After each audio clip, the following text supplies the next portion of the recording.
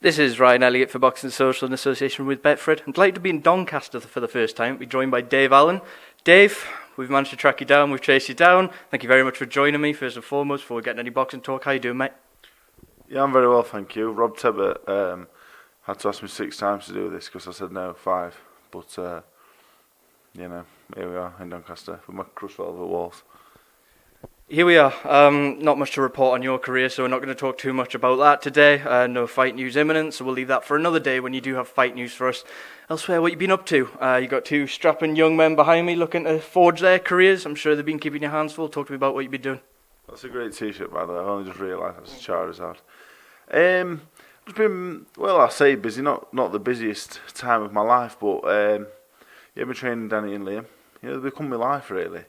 And I guess there was times after the prize fight, a couple of months after, where I was feeling alright. I was getting back into training. And then I met Liam about 3 months ago. And I've known Danny for a while, but Danny started getting fights and it was coming thick and fast. He's had 6 in 2 months. So I've just been training these 2. I've got my fingers in a few pies, and I like to put my fingers in pies and get busy and whatever else, and so yeah, mainly these 2 have become my life. I'm living my life, living my boxing dreams through these now. So yeah, I'm really enjoying it. It's great. How does it compare for you? We've talked about this a bit in the past, but spending time with Danny and Liam, you mentioned earlier in the year when you pulled out that Newcastle show that your head wasn't quite there to go back into the ring yourself. When you're guiding these 2, I'm sure there's the joy, there's the frustrations at times. How does it compare? Do you enjoy it more than fighting? Is it just completely different altogether? What is it? Well, it's very different in many different ways because my last 2 fights have been at the O2. The one before that was Manchester Arena. Then it was Newcastle, and it was the O2 again, and you're going out in front of 10,000 minimum people. It's on Sky, you're in the Intercontinental Hotel. And then I went to watch Danny Saturday, went there. It was in a working men's club in Sunderland. The one before that, in working men's clubs, there's about 60 people there. It's completely different, but, I guess I got a little bit alienated with boxing. You see all what's going on in professional boxing. You see failed drug tests.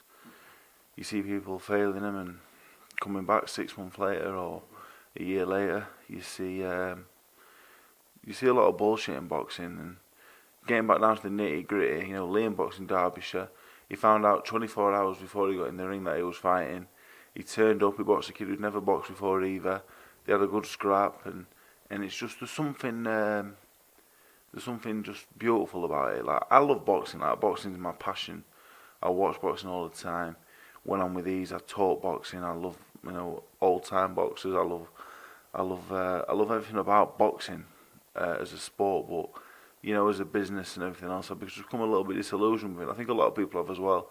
Apart from the failed drug test, you got scorecards, absolutely shite scorecards, and I guess really I'm falling out of love with it a bit as a fan.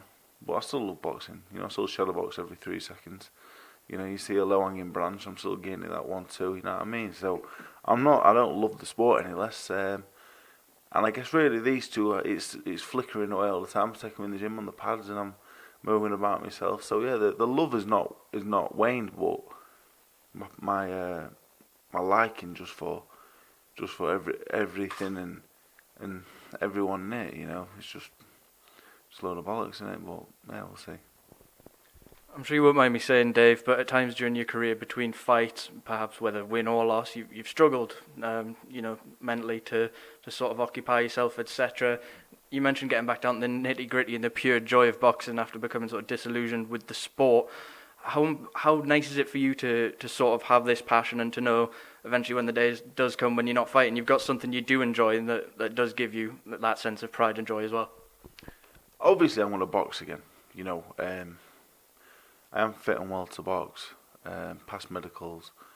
People say you punch drunk. Half my tongue's missing, and I moved back here a couple of years ago, back to Cunningham and Denby, and I sound more like him backwards, more like Day. You know what I mean? Dee-dar dum, shoulder boulder. You know what I mean? Like, that's how we talk. It's hard. I moved away from it, went to the posh ends. I've come back now, and I sound like I've been dragged up. But yeah. So, but I love boxing. And when I said Danny on the pad, Danny sparred a European medalist last night, and for me, like, he more than held his own, and that just fucking fills me with so much joy. Like, I'm not getting paid six figures for him to do it, like I do when I box David Price or whatever. But I got more joy out of that. I'm not bothered about money. I made whatever money I made, and basically, I ain't got a settee. You're not gonna record my room because it's a shithole. But I ain't got a settee. I don't have many things, as you can see right now. It's as bare as it could be. I don't want to spend my money because I want to spend my time with these two and making them the best they can be. And I always say to Danny and Liam, especially Danny skints me no end. But one day, when he's 12-0, beat 12 journeymen, and I'm taking 5% of it, I'll be really happy. I'll be able to afford a Nando's a week, and he'll be able to buy me something one day, and it'll be fucking fantastic. So I could, after the prize fight, I could have had 2 months off and box in Newcastle. But it ain't about money for me. If I'd boxed in Newcastle, it'd have been about money. It's never been about money. I guess one day it might be again when I've not got any again. But at the minute, I'm happy just laying on my floor. I'm only living now. I was living before I was boxing anyway, so I ain't missing out on anything. I just do whatever gives me joy now, and if that's taking these silly bastards on the pads a few times a day, and watching them run around and fucking jump over silly shit in the park up there, then that's fucking brilliant. And as long as they're enjoying it, I get no greater pleasure than watching other people enjoy what they're doing. So and they're really good as well. It wouldn't matter if they weren't really good, but both of them, I believe, can. I believe they can both do really well, and I believe Danny can pay his tab back in full one day. Final word on Danny and Liam before we move on to other things. Lots of boxing to talk about, Dave. Yeah, coming to a close. I appreciate I haven't been working with Liam quite as long as Danny, but how do you assess what you've seen from their development this year? Has it made you happy to see them develop? Well, I'll start with Liam. Like, obviously, I only met him about 3 or 4 months ago, and I met him outside his house, and I went with another friend of mine to go and see him, and I just said to him, I said, look, you're welcome to come down to the gym anytime. With Danny's there, and there was a few others as well. And Liam came down, and he came every day for a month, didn't he? He came every day for a month. And I tell you now, he grafted like fuck. Unbelievably. He was spewing every session. So after a month, I said, Liam, look, this is what's going to happen, mate. Liam will tell you later, because you're going to interview Liam as well, but he has some things going off in his life, and he's not at it easy, you know what I mean? But I said, look, I'm going to give you a chance now, son, and I don't give a fuck about his boxing. I told him 1,001 times. He's just fucking done amazingly well. And he'll tell you all about it if he chooses to. It's not my place to say. But as a boxer, he's about 6'1". His arms are fucking 12 foot long. And he knocked some fucker out last time we boxed. So let's just keep doing that, and he's enjoying it. And the thing with boxing, I always say, is you can be as good technically as you want, but you got to be a bit strong. B, you got to be have a bit of hard bastard in you. And C, you got to be a little bit natural. If you tick all the 3 of them boxes, it's just a case of being super fit and learning how to box. And he's got all 3. He's a hard bastard in spades, very strong in spades, very tough. So basically, all I'm saying to him is, Liam, listen, 3 or 4 years, listen. Be as fit as you can. Stop with the bifters. And fucking hell, son, it's all there for you. And with Danny, he's been boxing since he was 6. So when I first met Danny Morell, he was fucking shy. However, he's a fucking natural. His granddad was a professional, a very, very good professional in the 60s. He's exactly the same. I said, Danny, look, this is fucking simplicity. I'm not the greatest fighter in the world, but that's not because I can't box. I've got fantastic skill. Like, you watch me in the gym, you wouldn't believe. But I'm a little bit small, a little bit podgy, a little bit lazy. But I can easily teach him how to be a better fighter, and he's become a fucking brilliant fighter.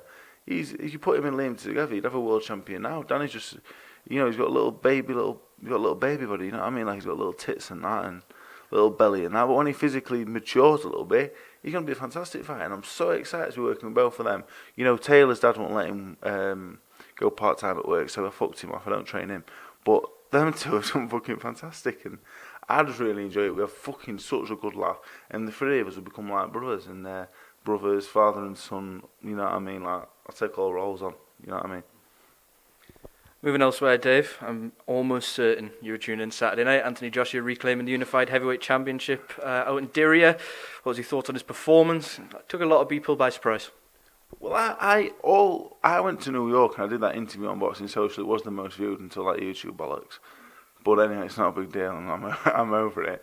So, but I thought when he first boxed Ruiz, I thought Ruiz would give him loads of trouble. I remember saying to everybody like, Ruiz can fight, and we'll see. Anyway, Ruiz beat him, and I did the interview after saying, if I was Joshua, I would retire. I would retire. If you give me £1 million now, you'd never fucking see me again.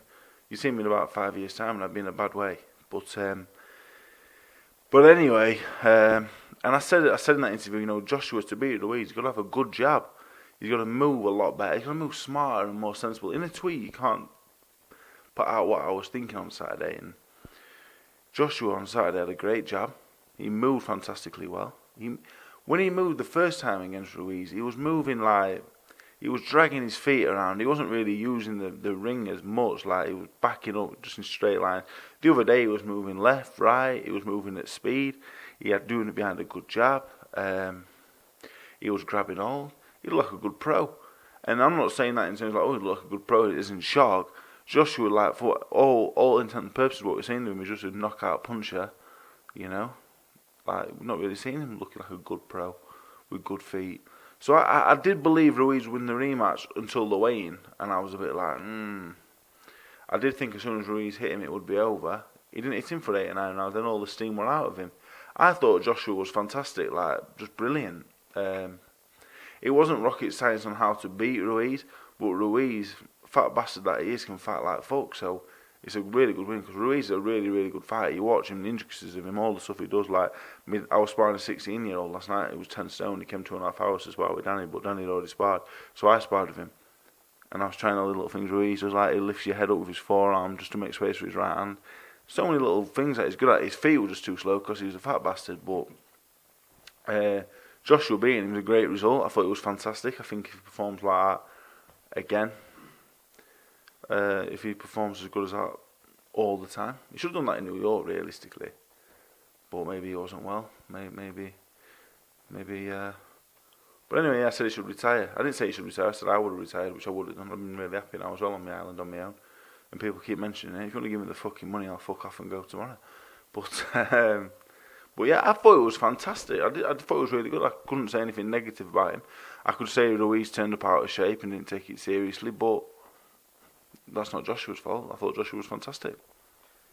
That was going to be my next question, Dave. A lot was made of Ruiz coming in over a stone heavier than last time, but the Anthony Joshua we saw on Saturday night, do you think he would have beat the Ruiz that came in New York regardless with a performance like that?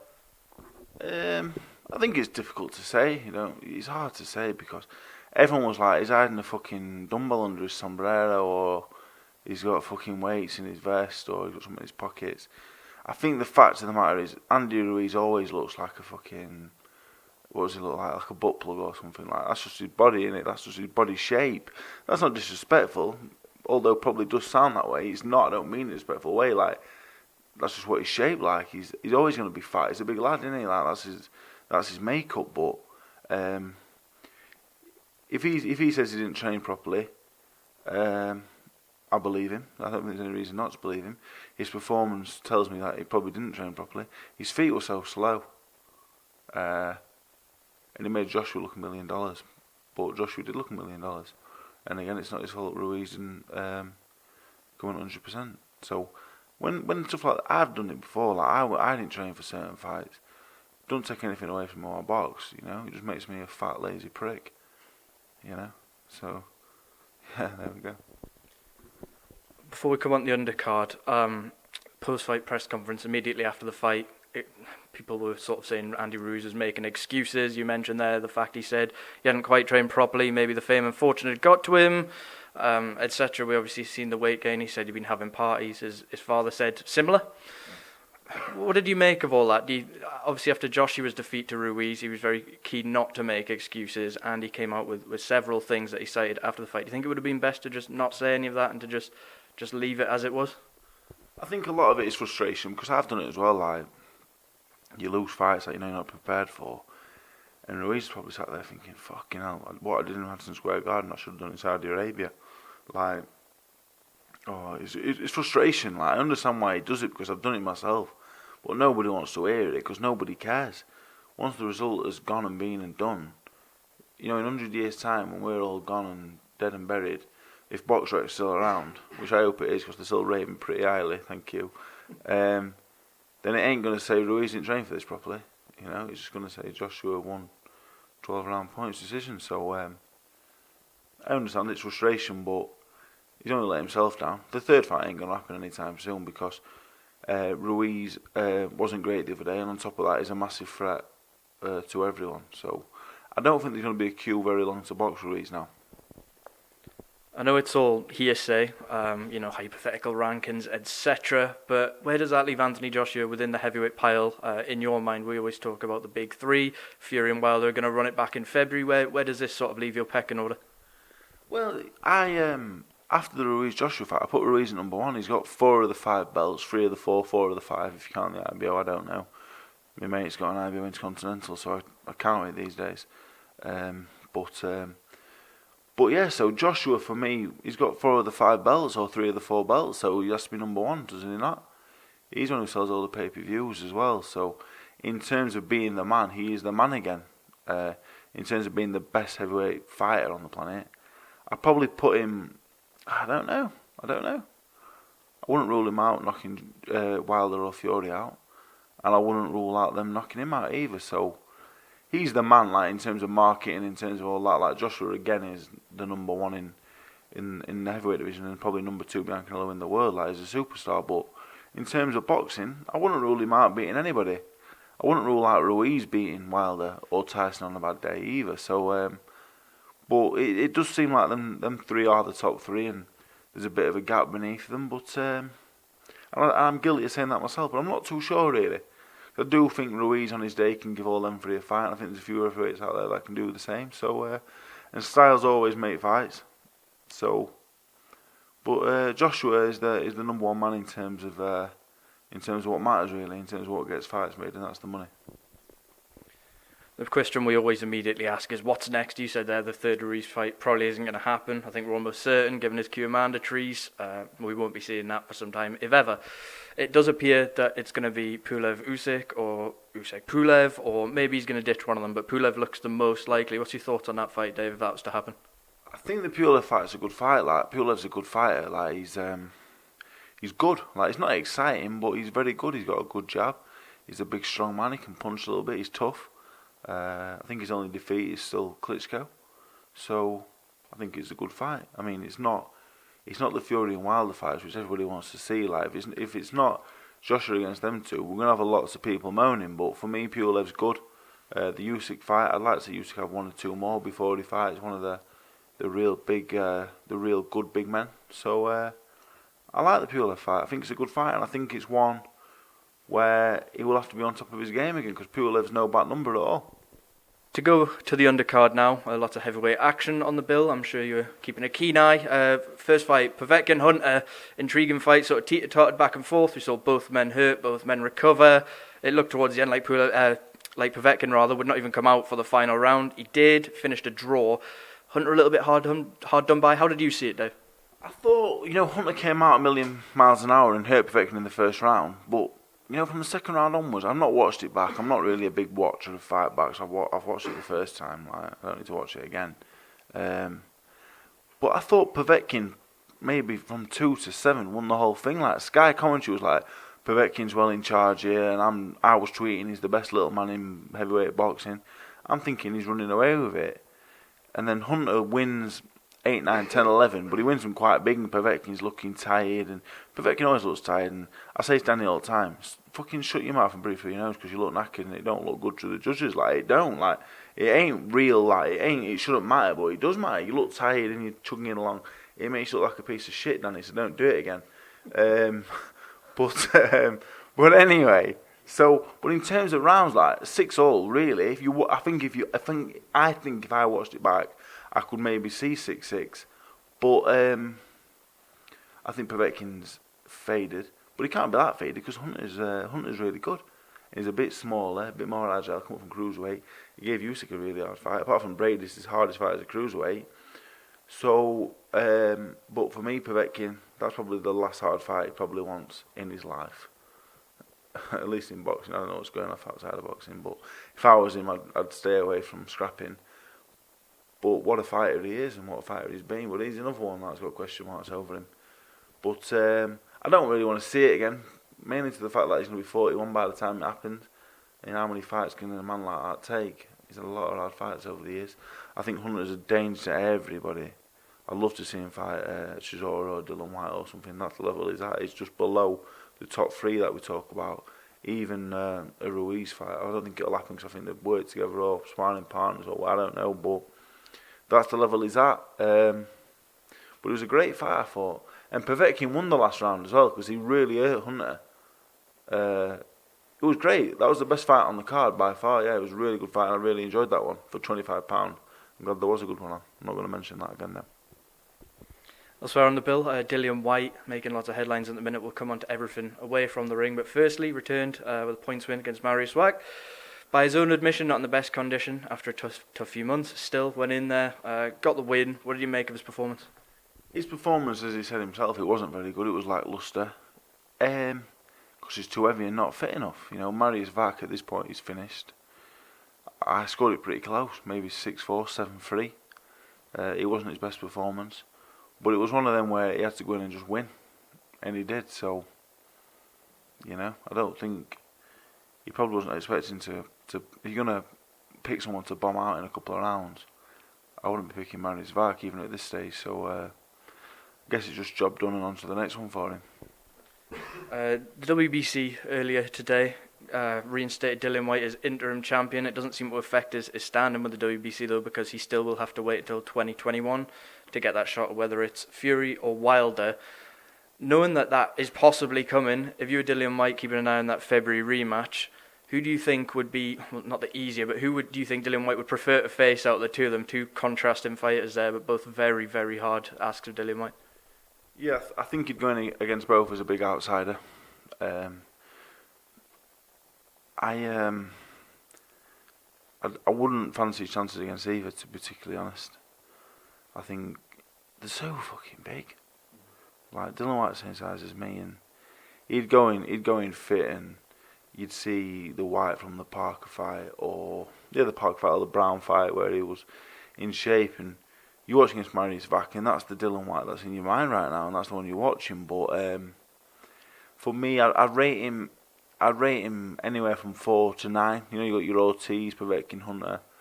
Like, he's a fantastic heavyweight, but the top three, as we keep talking about, they're so big and special, you know.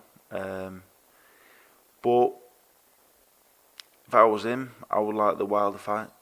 Then again, he might see if Tyson is a little bit more vulnerable, because Wilder's proven he's really tough now. He went from everyone thinking he was a bit chinny to now he's really tough. So I don't know, but he will fancy chances against both, you know. And I'm sure with the bookies and with the fans and myself and others, like, it's a massive ask for him, but sure he'll fancy it, you know. Yeah, for definite. Dillian White was cleared just before his fight with Mariusz Wach of any wrongdoing by UCAD. As mentioned, he was reinstated by the WBC. Do you still think, having been cleared, he's been a bit hard done by the WBC, them telling him he's going to still, regardless of whether he's been cleared, have to wait until 2021 to get his anywhere near a world title shot with them?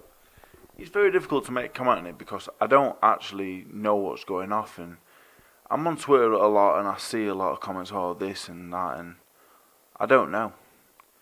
Genuinely, the only thing I know as fact from all of this is when I saw Dillian White August time, and I said to him, I looked me in the eye and I said, Dillian, I said, like, what's going on? And he looked me in the eye and he said, no, David, no. And I said, all right, okay. I shook his hand and I take his word for it. But if I wouldn't have seen him, I'd just be like, I don't know, we don't know. But like, who really knows what goes off? Who knows, you know? The game is so. This is why I'm so lost with it, because there's so much smoke and mirrors, and Canelo getting a 6-month ban for his drugs when he actually failed, and he's Danny's favourite fighter, Canelo. It's like, Danny, he's fucking, well, he is, apart from me, prick. And it's like, Canelo's so many kids' favourite fighter, but he failed the drug test, and like, he did fail it, and he got a 6-month ban, so he's guilty, right? So how come he's the number one man in boxing, and how come everyone loves him? And how come people say, oh, you got certain friends that have drug cheats as well? Yeah, Yeah, I do, yeah. And they always say, well, why don't you call them out? Because they're my friends, I guess. But it don't mean I think any different to them than what I think of the others. They're just my friends outside of boxing. But in terms of boxing, I have the same feelings towards them as I have towards other drug dealers from other countries that I don't know. And that's the honest truth of it. I'm not going to sit here and say names and say, oh, he's failed and I think he's this. But I feel the same way about all drug cheats in boxing. If they're my friends, I feel the same way, you know, because I can differentiate my feelings from someone as a boxer and as a person, you know, and I think all of them are the same. And drug cheats in sports are a big reason why I fell out of love with it. I boxed a lot of them. I talk like this because of definitely one of them with my tongue, and others probably because they punched me head in. So and I did take the money to do it, but people have to understand it's my job, and it's like me saying to you tomorrow, you know, Rob Tebbett's a weirdo, but you still got to get paid and work for him. But you know he's a weirdo, but you still got to get paid to work for him. It's the same as boxing. Like, I know the drug cheats, I know they've failed tests before, but if not, I'm going to work in a warehouse for a lot less money. I can't work with these. I can't live a life on a lead. So yeah, I know I'm guilty of keeping them in the sport, but if I don't box them, somebody else will. But just a bit disillusioned with it all, really. I think it's because there's a lot of smoke and mirrors and we don't really know where we're at with it all. But for the Dillian White thing, like I said, I saw him, I can't remember what show it was, and he looked at me and he was down, and I have to take him at face value because he's that kind of bloke, and he said no, like, and I said, alright. I believed him, so yeah. And if what I believe is true, then should he get his shot earlier than then? I don't know, because I don't really follow all that bollocks. I just like watching boxing. I don't all the politics of it. I don't really know and get involved in. That's a Twitter thing for people to. It's weird, really. Like, who gives a fuck? Just get the fights made, innit? Other heavyweight action on the bill. Someone who's sort of creeping his way into heavyweight contention, Filip Hrgović. We saw him in there with Eric Molina. General consensus from the first time he got hit, Molina was sort of looking for his way out. That said, Hrgović got him out there. I think it was in 3 rounds, about the same time it took Joshua to get rid of him. What do you make of his performance, and how big a threat in your mind is Hrgović to the heavyweight division? I think Molina just went for the paycheck. I think, disappointingly, he looked for a way out pretty early on. He was hitting him not round the back of the head, round here. Like, for me, that's a legal blow. Like, it wasn't round here. And any time he was hitting him round the back of the head, it was because Molina was facing away and he was giving him the back of the head to hit. That was the only target he could hit. And I'm not sure what the rules are, but you hit what's there to be hit, kind of thing. Like, if someone turns your back on them, they get disqualified. So if they turn the head away, but they're still in a, do you know what I'm saying? They're still in your fighting stance, but you're pulling away, you hit that. So Molina was there for a paycheck, but at the same time, for me, he showed a lot of flaws in Hrgović. I'm not sat here saying the flaws that I can pick holes in, or anyone that's not top world class can pick holes in, because it would take someone world class to beat him. But I think he showed enough flaws where the top guys will be thinking, yeah, we'll wait for him and we'll beat him, because he backs up in straight lines with his chin up in the air, and you wouldn't get away with that with Wilder or Joshua, or Ruiz or Dillian White or a few others. Anyone that can punch and a bit clever, for me, they beat him. So I think he's got a little bit of work to do. He's very good, very, very good, but he's not the finished article at all. Final heavyweight clash on the bill. We saw Majidov Tom Little. Brave effort, hurt in there very early. Tried to sort of go down on his shield, so to speak, and did in the end. The referee sort of pulled him out probably at the right time. But a brave effort, but just a bit of a mismatch in the end. Dave, I know Tom's someone you know quite well, but yeah. I agree with what you're saying. Like, I knew it was a bit of a mismatch because Majidov is shit out. Like, there's no slight on Tom Little saying you're overmatched there, mate, because Majidov beat Joshua in the World Final 2011. He's gone on to be a good amateur since in the WSB and everything. He's not been winning Olympic gold medals, but he's shit out. Like, his experience, he's super hard. Tom Little, for me, people say I should fight Tom Little, but he's lost his last 4 by stoppage now. It's not a fight that's going to make me come out of semi-retirement or anything anytime soon. His game is a pebble, but you know, he's took that role that he's taking on. He's making more money than other people will that are pretending to be prospects and contenders. Because, like me, like if I box again, I'm not going to come back and think, oh, I can do this and that. I'm going to come back, take the hard fights. If I beat one of them, bingo, cashed in, big fight, massive fights, titles. I lose, I got paid. I'm not going to do 6 rounders and 8 rounders faking away, selling tickets, pretending on something I'm not. And that's what I give credit to Tom Little. He wants to fight all the best ones. He knows if he beats him, he's in there. He won't beat him. I think he knows now he won't beat him. Whether he comes back and tries to win an area title or an English title, I don't know. But people compare me and him to each other. But I'd like to think, with no disrespect intended, I'm a level or two above, based on the fact that I'm a double hard bastard. And Mazhidov, I think me and Mazhidov would be a good fight if I got myself proper fit and had one or two before, for definite. But Mazhidov is really, really good. Tom Little, I've got nothing but respect for him. Like he's game. He's really game, isn't he? And whether he wants to come back and fight a Fabio Wardley or something, that's a great fight. Or whether he wants to carry on making good money fighting these good fighters, that's the choice he has to make. And it's a similar one that I'm in. I don't think I'd have to come back at area English level, but not in a too dissimilar boat. It's just not a fight I really want. Mazhidov is a fight more to my liking based on the style. I think I can match him for hard bastardness. Whether I'm good enough to do anything from that point, I'm not sure, but it's a fight I'd be interested in. Just to round off all things heavyweight, Dave, because I've had you sat here for just over half hour. The top of the heavyweight scene will now focus on that February rematch between Deontay Wilder and Tyson Fury. If I gave you £1 and said put it on one of them, where would your money be and why? I'll probably put 50p on the stoppage for both. I don't think it'll go 12 rounds next time. I think it's difficult because Tyson Fury, we've seen the first time, can outbox him, can bamboozle him, confuse him, even back him up at times due to his superior boxing ability. Again, I always go back to Danny all the time when I speak to people about boxing because he fights at 10 stone 12. He's not the biggest at the weight, he's not the strongest, he doesn't hit the hardest. But because he's technically very good in his experience, he can push people, but he can get people going on the back foot by doing little smart things, by using feints, by using a good jab, by using his feet, he can get them going backwards. So that's what Tyson does. He's so smart, and he's shown he can do all that kind of thing. But with Wilder, as he's shown with Tyson the first time, it only takes one punch and he'll put his lights out. So I would pick Tyson Fury if my life depended on it, but it wouldn't be with any strong conviction at all. And everyone knows I'm a big Tyson Fury fan. I think he's a great boxer, but it only takes one shot from Wilder. So I would leave that well alone in terms of making a prediction. Is it even? I don't even know if is it made. Has it been announced or anything? I don't think it's officially announced. No. It's contracted in. So. Yeah, it was a good fight the first time. I look forward to that. Right, Dave, appreciate your time. I'll leave the final word to you. Anything you'd like to add before I turn this camera off? I just want to say hello to everyone. I've been quiet lately. I'm enjoying my time away from boxing, I guess, like from what people would perceive boxing. What I'm actually doing is taking a break away from the bullshit to concentrate on actual boxing.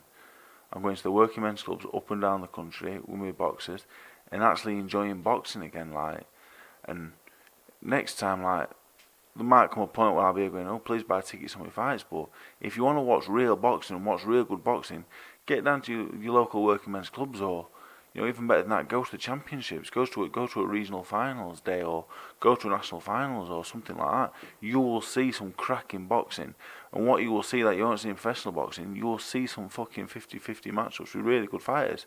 So I'm really enjoying it because this is boxing, and I do hope to come back, and I think I will, and I will do it, and I'll do it smartly, and I'll do the right fights, and I'll do what's best for me and my family, I guess, and I include the boys in that, and family, so we'll see. But for now, Danny fights tomorrow, Liam fights Saturday as well as Danny, so that is my full concentration, because what I can tell you is my